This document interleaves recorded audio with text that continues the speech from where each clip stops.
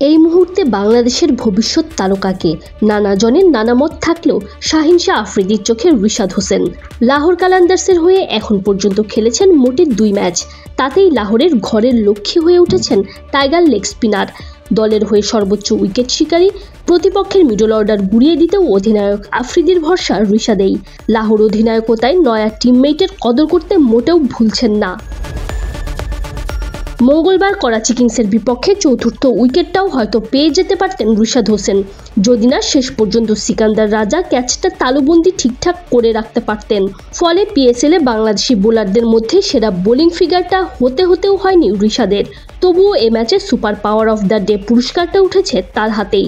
রিশাদের অবদানে টানা 2 ম্যাচ জিতে ম্যাচ শেষে আফ্রিদিও করেছেন ভূয়সী প্রশংসা।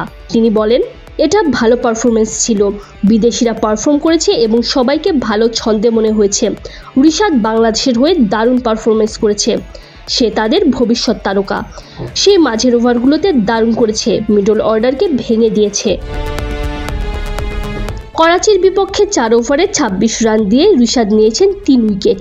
এর আগের ম্যাচেও শিকার করেছিলেন 3 উইকেট। সব মিলিয়ে 2 ম্যাচে তার উইকেট সংখ্যা 6। পিএসএলের সর্বোচ্চ উইকেটের ফজল মাহমুদ ক্যাপটাও এখন তার দখলেই।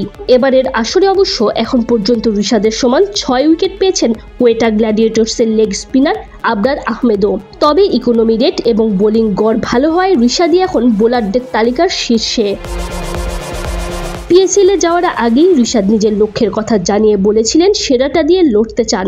অন্তত প্রথম 2 ম্যাচে নিজের দেয়া কথা রিশাদ রেখেছেন। বাংলাদেশের হয়ে প্রতিনিধিত্ব করছেন ভিনদেশি ফ্র্যাঞ্চাইজি লিগে, সেটাও আবার সেরা হিসেবে। শাহিন শাহ আফ্রিদির মতো করেই বাকিরাও তাই এই মুহূর্তে নির্দ্বিধায় রিশাদকেই বাংলাদেশের ভবিষ্যৎ তারকা বলে আখ্যা দিতেই পারেন।